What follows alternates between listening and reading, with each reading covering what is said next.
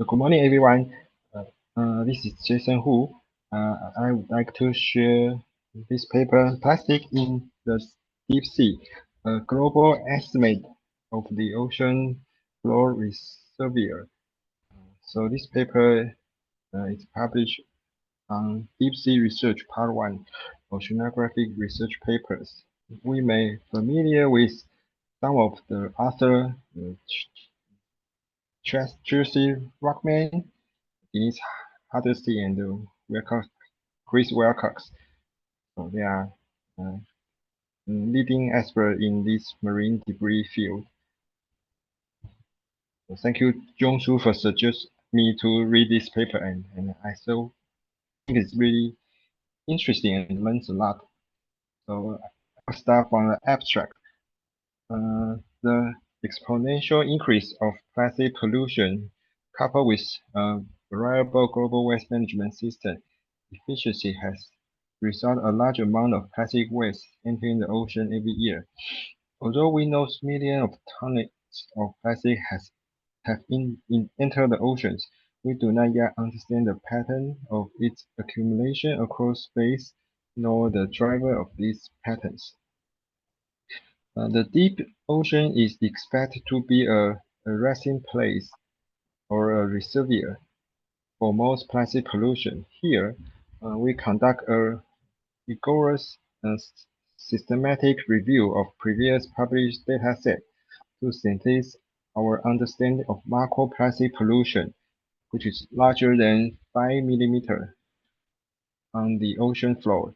Use extracted data, we build predictive adaptive models to estimate the amount of distribution of plastics on the ocean floor. We built two models, one using the data from ROVs and another using data from bottom trawls. Using the model built with ROV data, which was better constrained, we estimate that 3 to 11 million metric tons of plastic pollution resides on the ocean floor of 2020. As of 2020, this is of similar magnitude of annual input from land and 1 or 2 order of the magnitude greater than what is predicted to be floating on the ocean surface. To improve future estimates and our understanding of global patterns, we provide recommendations for ocean floor monitoring of plastic pollution. So, introduction. So the author say that by 2020, there will be this huge amount of plastic will be produced from virgin regions. About this number of plastic per year will enter the ocean as part of the global plastic cycle. They mentioned the plastic cycle is very similar to the nitrogen cycle and the carbon cycle, and I feel it's new to me, but it's makes sense because those materials will move with the oceanography or the weather, the earth. Fate of plastic pollution is poorly understood. Discrepancy between estimates are large, spanning many orders of magnitude due to lack of full-scale empirical data across reservoirs, including the ocean surface. Models today are poorly constrained. And the plastic resting on the ocean floor. The ocean floor is suspected to be a long-term reservoir or sink due to lack of remove process acting upon it, because most cleanup was operated on the beach. So few people clean up the sea floor. This is further accelerated by the extremely slow degradation rate of plastic in cold environmental, leaking in both oxygen and UV radiation. And I think this is it's very similar to nitrogen and the carbon cycle because lack of oxygen. So there's no way to oxidation.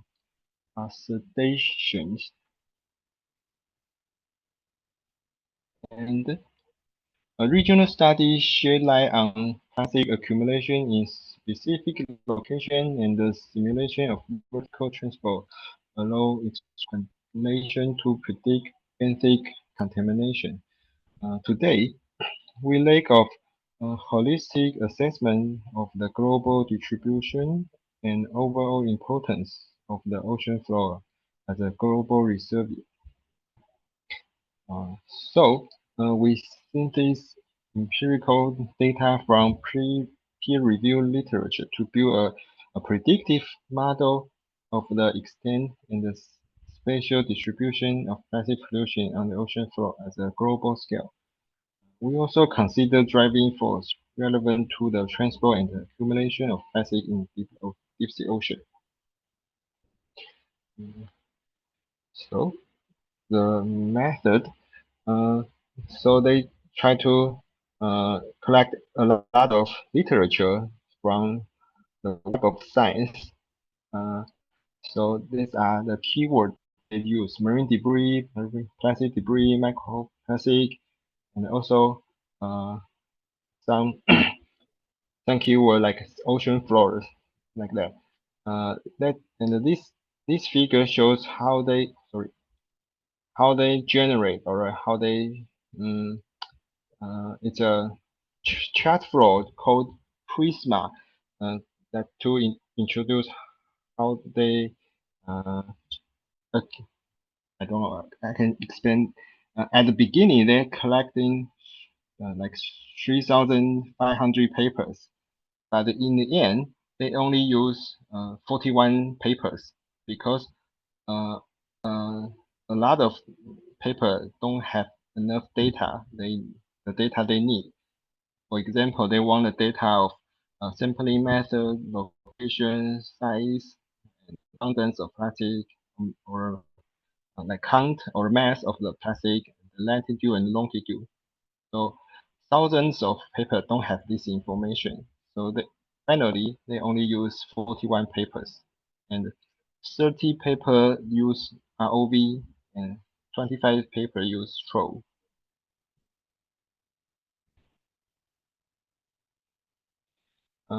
So although they only build a model of ocean floor, I mean the surface of ocean floor of the plastic model, but they also collect papers who related to the sediment. Most of them are microplastic inside of the box sediment. So they analyze the paper, like the locations. So most of these hundreds of thousands of paper are take samples in these different oceans, and Mediterranean has most published papers, and this one is for the ocean floor plastic papers. What kind of sampling method or tools they use? So you can see most of those studies use TROLls, the red one, and the second one is ROV. So they choose ROV and TROll data to build the models.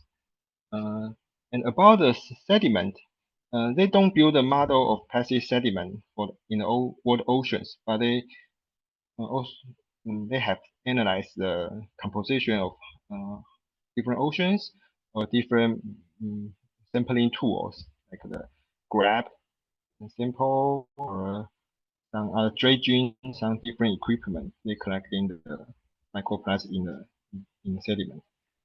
So you can see there are no there are many different methods compared to the sea surface. I think for the sea surface, most people use just manta trawl or surface trawl, but ocean floor has different tools used by different project studies. Okay, so meta-analyze and predicting global estimate. So they only build a model of the distribution of plastic on the ocean floor. So they didn't study the sediment reservoir. So it's only on the surface of ocean floor. And they are focusing on only 41 studies. And that 16 use ROV and 25 use trolling. And because these two are most common method of the old seafloor studies. So I think you all are very familiar with this ROV, and the ROV usually take photos, and some ROV will pick up the trash, but most of them take only photos. And they ask all the 41 papers, the author of papers, to provide raw data. So their goal is to collecting the mass data, like how many kilogram of plastic in 1 square kilometer, something like that. But if they don't have mass data, I think they can use the count data, like how many pieces of microplastic in the per square kilometer. And I think they use some maybe transformation or something to transform. I'm not very sure, but they can, maybe they transform the count into the mass something, because they generate the model of mass data. And we feed two GAN generalized additive models, and they use the masses of plastic pollution from ROV imagery and troll samples. They use this software R and some functions or packaging in this R language. And not only mass data, they also use a lot of different covariate. Other factors include depths of the oceans floor and slopes, shipping intensity, fishing effort, distance to shore, and the distant weight population. Its population on land by its weight by distance. And area sample and the median year. And they are control variable for ROV model. And ROV sample median year and the net mesh are a control variable for the troll model because they have net. They use net in the troll sampling. So these are the results. First, summary of sampling in the deep ocean. So both the ocean floor and the back ocean sediment plastic pollution sample effort are concentrated in coastal environment. It's very important because most of the ocean environment are deep seas, but most of the sample took on in the coast nearby the coast. I think they use this figure 2 to explain where those studies take samples. So you can see for the red dot, it's the trolling. Yes, it's troll. So most of the troll data very, very close to the shore in the Mediterranean, Atlantic Sea, or in the Asia regions. And for the yellow triangle, it's the ROV data. So you can see there's more ROV data near the deep sea, maybe near the ocean stretch somewhere, or somewhere in the Pacific.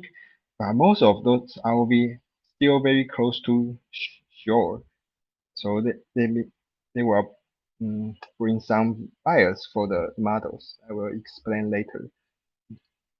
And these two chart represent from the longitude and the longitude altitude profile of the sampling locations. So you can see most of these study focusing on Europe from this chart. And from this chart, you can see most of the study took place in the northern hemisphere and also in the Europe and the Asia regions. And there's very few study in the south hemisphere. Okay, next is the summary of ROV and the troll models and the drive predictions. So this table is related to the predictability or the constraint of the two models, the ROV and the troll model, with their variables. So the ROV model can explain 37% of the variability in the mass of plastic pollution on the ocean floor. And they also have a much lower ALC score, which means compared to troll model, the ROV model has greater goodness of fit. It means these are the better model. And this ROV model has an estimation that for the whole world oceans, there will be 3 to 11 million metric tons of plastic. And about the troll models, it can only explain 21% of the variability. And the estimation is much bigger, very big range from 5 to 500 million metric tons of plastic on the ocean floor. And on this table, you can see these variables, the relationship between this variable and the mass of plastic. And if the coefficient was positive, means there will be more plastic with these variables, like the depth. It means depth. Like the depth is a negative. So if the depth is, it could be negative 100 meters. And if there's more depth, there will be less. Yeah, it's less plastic. So that's how we can read these tables. Like for this fish shipping intensity, it means if there's more shipping intensity, there will be more plastic on the ocean floor because this is a positive coefficient. And the p-value means it has a significant difference with these variables. And these two variable I point out is that they have difference in ROV and the troll models. You can see in the ROV it's positive, but in the troll they are negative. So I will explain this later in the discussion part. But some of the variables are very similar, like for the fishing effort, distance to shore, both of these two models are negative.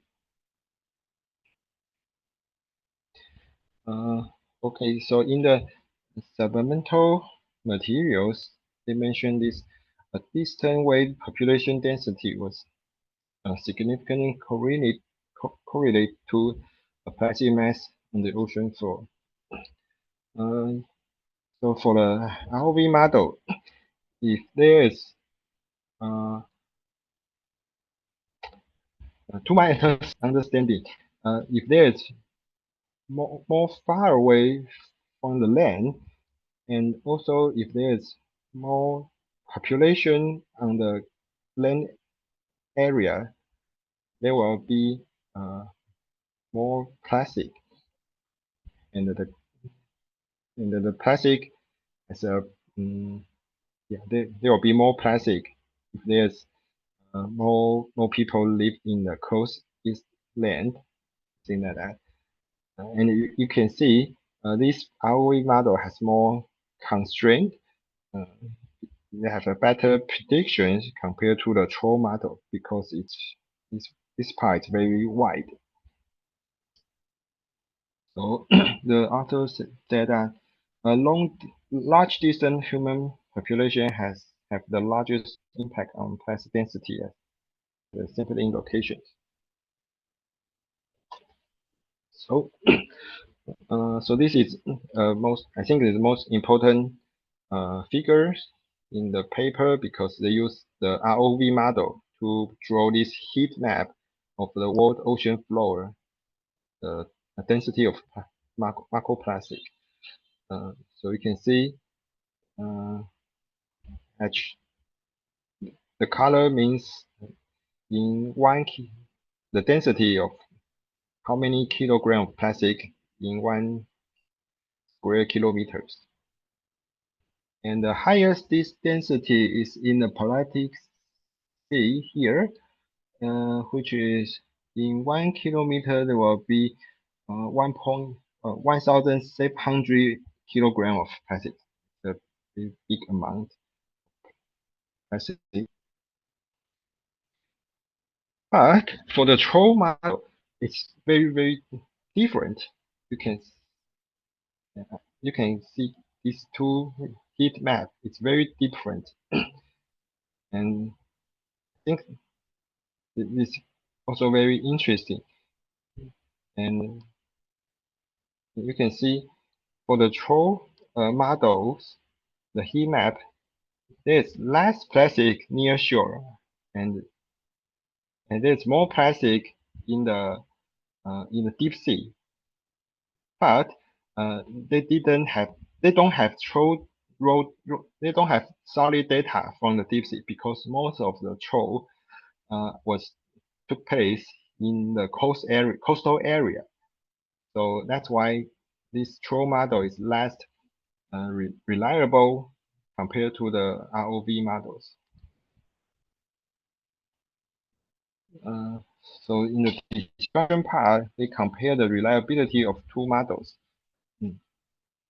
And the distribution of plastic mass with respect to size of aperture tracked by both methods are surprisingly similar in that both distributions are by model near zero and near the upper size cutoff.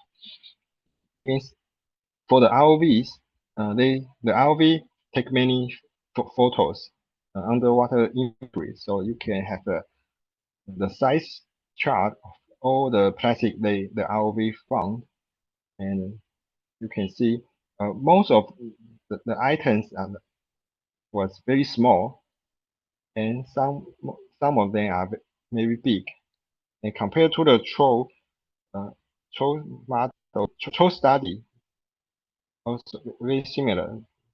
They found many very small items, small plastic, and also very many big plastics. I think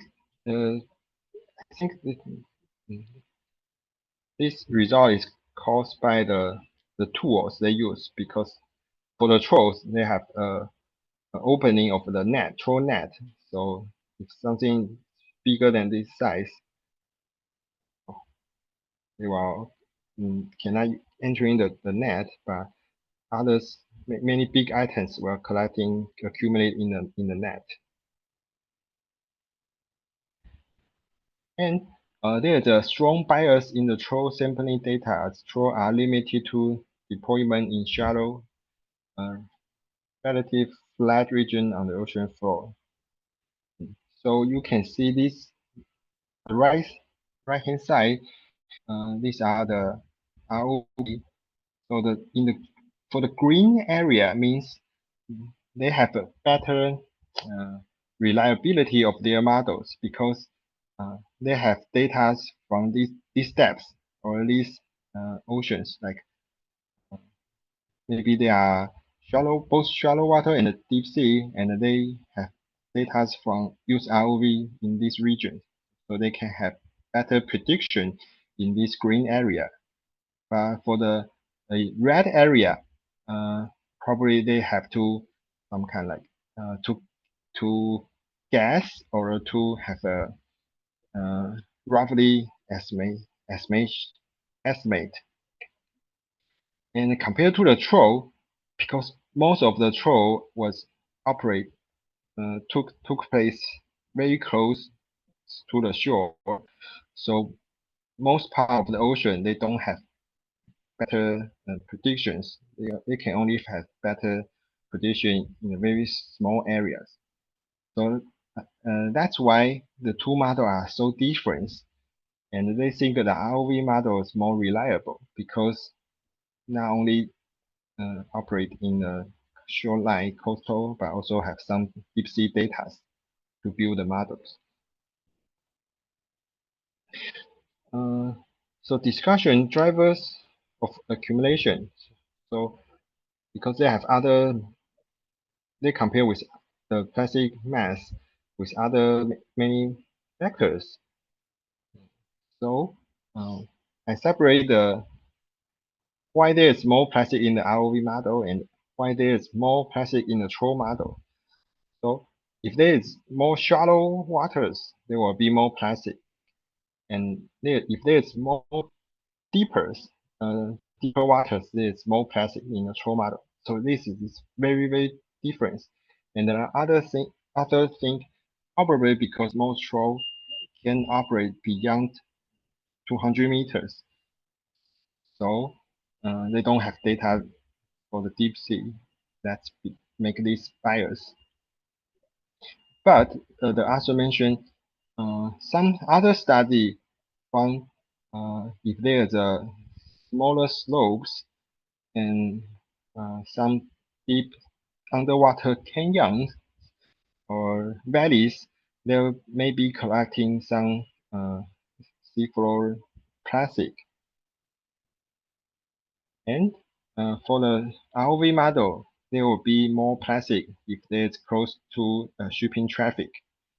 And these factors are both fit for the troll and the ROV model, which is more close to shore and more closer to harbors, which is makes sense because those shore and the harbors may be very close to the pollution sources, so there will be more plastic. But this one is also very interesting, and because the models tell them if there is less fishing intensity, there will be more plastic. So the other thing probably because both these two sampling method has some bias, like the ROV cannot operate in the water transparency, or the water is too disturbances, very substantial particles. The ROV camera cannot operate, so maybe it's some bias.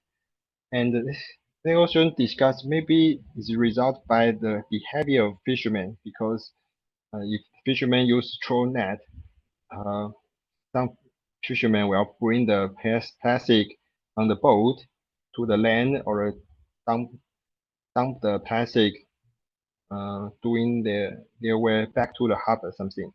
So so there were the sampling side will affected by the fishermen's behaviors.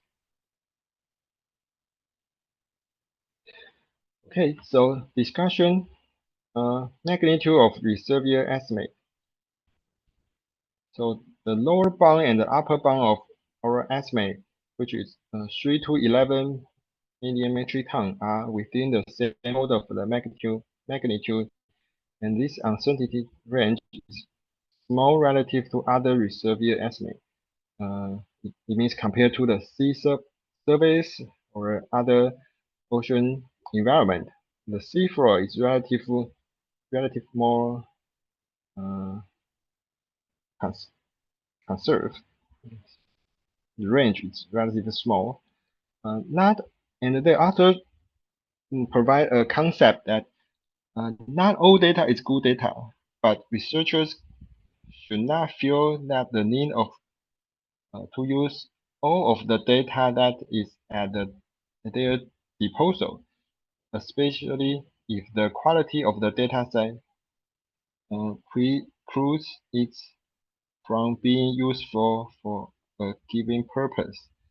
For example, the troll data, because although the troll data seems very valuable, but it cannot make a good model.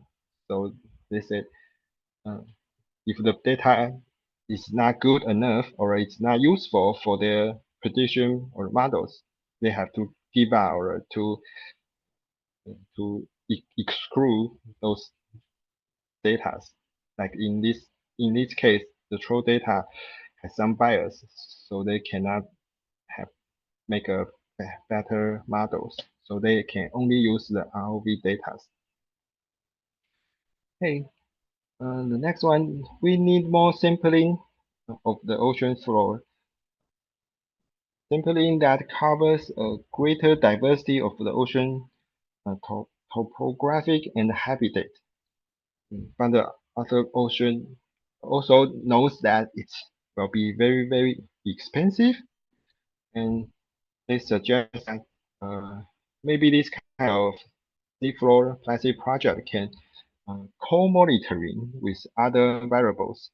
Like if some project want to collecting fishery data or biological data, they will use button troll or ROVs. They can also can clean or recall the plastic data, so that can reduce their budget and collecting more data on different habitat, deep sea habitat. Okay, I think that's it. Do you have any questions? Oh, thank you, Jason, for the very interesting presentation. If there is any questions, please ask. Jerry, you have question? Okay, Jason, thank you for the Yes. presentation. It's an eye opener for me. This is the first time I've seen estimates on the ocean floor reservoir, especially for the plastics in the deep sea. But again, as you said, as the paper mentioned, it has limitations because one, the troll data has no spatial, very limited, or none. Especially it lacks spatial distribution. So although in the Philippines and other coral reef areas, especially the Philippines, we don't allow trawling. So that will be because it destroys the bottom profile. So we cannot use this. We can only use the ROV, which is good. In fact, in the paper, it gives a better, although still limited, but it gives a better perspective of how many million metric tons are we looking at. And your estimates based on the abstract, by 2050, how much would it be? in your abstract, the prediction is that in 2050, we will have how much? Something like Yes, this. how many? 2050, 26 million metric tons. Yes, it's new plastic. At 4 to 23 million metric tons per year. My God. I wonder if our plastic treaty will really help a lot. If we limit the use of plastics. I hope the plastic treaty will be very useful for this, to reduce the plastic. Now, the removal process is the problem. While we can estimate the mass, we don't see how it will be reduced. Unlike, it's encouraging that there are many underwater cleanups being conducted, especially in our country, the Philippines. They're all excited. They enjoy cleaning the near shore, but unfortunately, even from a distance of 200 or how many meters, it's already deep for underwater cleanups. Of course, probably we can see the estimates. The only thing that we are happy about is as we clean our ocean floor near shore, we see that there is a reduction because the next time we do underwater cleanup, there are less to remove. But unfortunately, during the monsoon winds, when the monsoon comes in, north, southwest monsoon, there are more plastics in the part of Manila Bay, especially in Cavite, where my colleague, Noemi Alvaran, is concentrating a lot of nearshore underwater cleanups. So anyway, the paper is very enlightening, although not really encouraging because we don't have any removal process. I'm not sure about how we relate this to the garbage patch, the Pacific garbage patch, which is on the surface, but eventually it will go down. I mean, it will sink, and there goes plastic pollution. On the other hand, one more thing, the shipping industry is, I think, even if there is a marine pollution law, maritime, the MARPOL, still a lot of there are a lot of violations. If there's no one to watch, nobody's watching, they just throw their plastic bags in the sea, or not even plastic bags anymore. They just throw away the debris. It's happening in our country. You know, the Department of Environment, one time, the secretary himself, the minister, was able to see a super ferry passenger ship throwing lots of garbage along approaching Manila. And he was able to see it himself, and he was very angry and he called all the shipping industry. Now, there's big money in collecting the trash in the ports, but unfortunately, there's much, that they can do.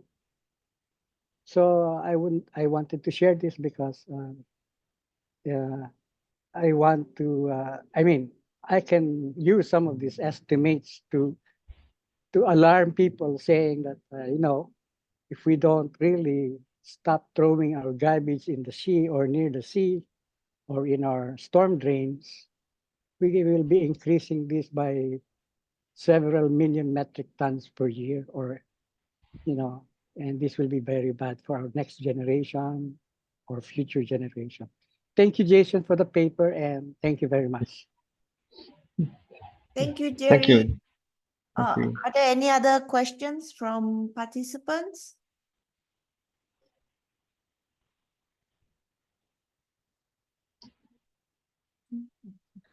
Hi, everyone. This is Lincoln from Tangaroa Blue Foundation. Not a question necessarily, but I would be interested to know if they looked at the shipping intensity now. The data that they used is from the Ocean Health Index, which was from 2003 to 2013.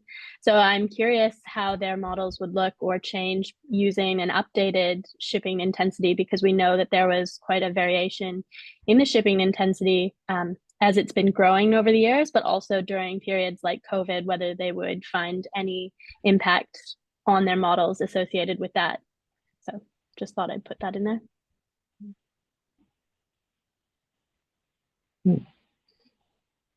Yeah, I think it's a very good point. Yeah, because in my last seminar, I introduced the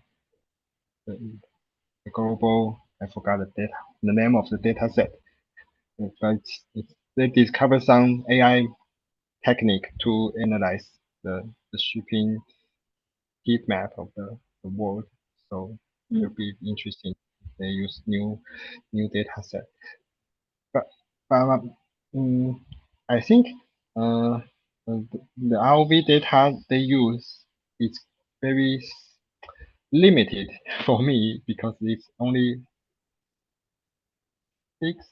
16 papers. So compared to the service model or other these kind of big models, I think the data they use is so the sampling size is so small. So I think maybe because it's very expensive for the take deep sea sample compared to the service microplastic of sea service. Most of the people probably not so care about the deep seas, so there's less resources or research budget to support these kind of studies. So I think it's a very big difference compared to the deep sea and the sea service. Absolutely. I think you're very right. And that, as they mention in the paper, more resources should be spent on understanding this issue. And this is a great start to be building forward as more data is collected. So thank you for your presentation. And I want to add one thing to Lincoln's point. As a IMO regulation was hardened after 2013, they changed the regulation on the disposal of waste at sea. So they prohibited all kind of disposal of waste from the ship and marine establishment. So that kind of regulation can change the behavior of shipping industry and other marine related industry. So that kind of change can be reflected in this model, but they didn't use that kind of updated data. So we have some question, or we need more updated recent data for prediction of this kind of global estimation. And I think they are very brave because they estimated the global estimate with only 16 data set. I cannot do that, but yeah, they tried. Yeah, we can start with that kind of trial. Thank you, Jason.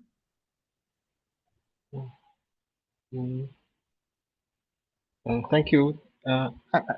I would like to share one more information because last year, a scientist, a researcher in Taiwan, invited Ning and me to join a literature review project to review all the seafloor macroplastic data or literatures, and we try to kind of review the different methodology.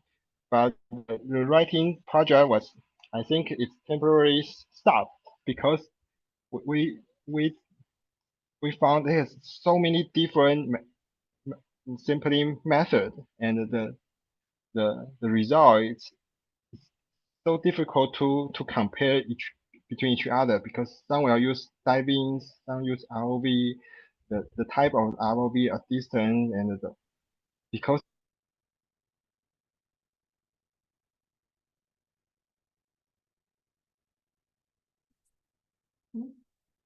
Oh, this. Oh, Jason, we can't hear you.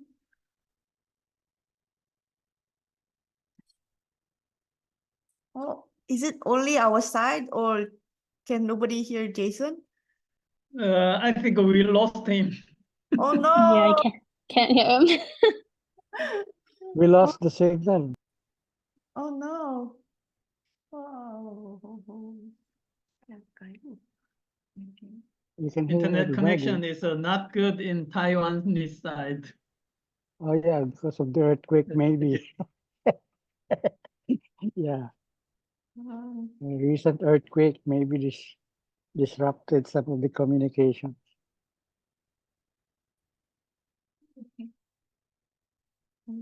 While we are waiting for the entry of Jason, I would like to add some comments. Firstly, thank you very much for the presentation, Jason. and nice discussion among the participants today. This is the first trial to estimate the global estimation of submerged marine debris, like macro debris. When we see this kind of number of estimation, global estimation, we have to be cautious of the background presumption. Always there are lots of limitation to adapt a number. So in this paper, they provide a number of 3 to 11 million tons are submerged in the global seafloor. But I bet this number will be very often cited in other following documents. So we always think about that as always happening. But I think I agree the Lincoln's comment, it is great start to understand how large amount of debris are accumulated in each environmental compartment of marine environment, like sea floor or sea surface or water column, something like that. So that is my comment. And one other thing is related to the mention of Jerry. Jerry mentioned about the virgin plastic and the plastic treaty. So here we have our colleague who participated INC4 held in Ottawa, Canada last week. So had do you have anything to comment or add for Jerry's mention about virgin plastic pollution, production and the relationship with plastic treaty? Yeah, so you're at but at this moment I was gonna share the results of this plastic treaty INC4 during the IPML meeting, but at this moment it's not positive. It seems not so positive to include the upstream side of the plastics in the treaty, which is quite frustrating. So we will have to see how it's gonna, but I don't how it's gonna be included in the agreement. I mean, for the plastic production side. So it's not easy to it's not easy to tell. I'm back. Go ahead, Jason. Yes. Jason, you can continue with the thing you wanted to share. Okay. I was talking about we cooperate with a local scientist. Very kind of similar study. We try to review all the seafloor papers of the world, but we think the data is very difficult to compare because the sampling method, the unit, and the mesh size, everything is so different, and so we give up. But I think these are the right email to all the papers to get the raw data. I think this step is very, very important because we only read the data they provided in the papers. We didn't wrote the email to them.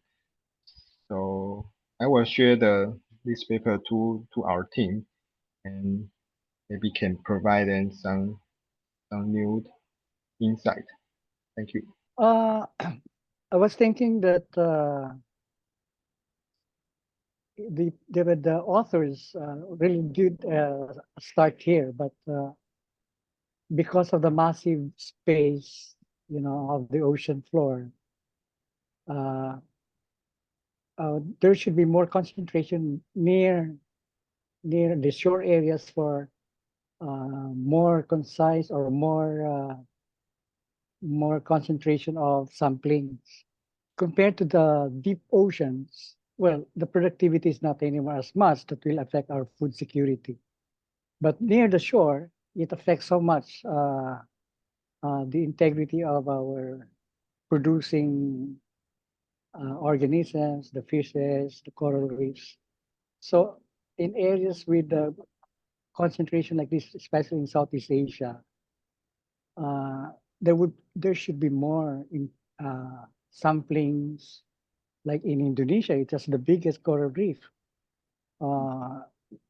and its productivity, if it goes down, it would affect so much also in terms of Southeast Asia and also the rest of the world. So I guess, or I feel that there should be more samplings near the, partly on the continental shelf of the countries where there are large populations, especially Indonesia, large coral reefs, which are the producing factories for food. And hopefully the authors would look into this. That's my comment on this, Jason. Thank you very much. The next seminar is on June 4th, and I will be the presenter for next month's international seminar. So thank you. Thank you. Bye-bye. Thank you.